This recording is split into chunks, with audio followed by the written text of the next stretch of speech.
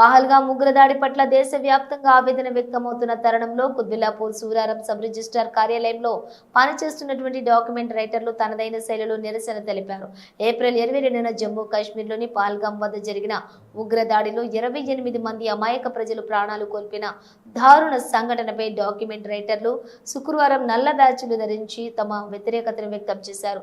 ఈ సందర్భంగా డాక్యుమెంట్ రైటర్లు సంఘం ప్రతినిధి రవీందర్ ముదిరాజ్ మాట్లాడుతూ దేశ భద్రతను చిన్నభిన్నం చేయాలని ఉగ్రవాదులు చేపట్టిన ఈ దుశ్చర్యను తీవ్రంగా ఖండిస్తున్నాం.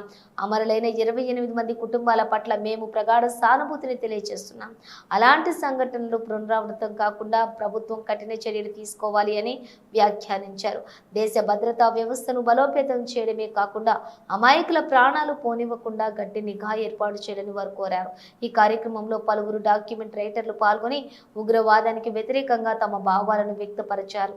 ఇలాంటి సంఘటనలపై సమాజం మేల్కొని సంఘీభావంతో స్పందించడం అవసరమని ఈ కార్యక్రమంలో పాల్గొన్న వారు పేర్కొన్నారు. యావత్ భారతదేశంలో ఉన్న అన్ని సామాజిక వర్గాలు కోరుతున్నాయి.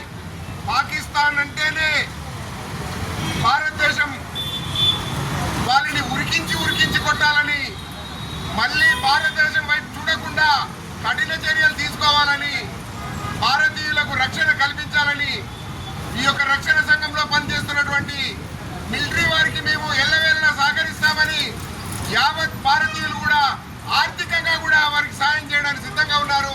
ప్రధానమంత్రి గారు, రక్షణ మంత్రి గారు భయపడొద్దు, పాకిస్తాన్ని మట్టి కనిపించాలని మేము ఈరోజు డిమాండ్ చేస్తున్నాం.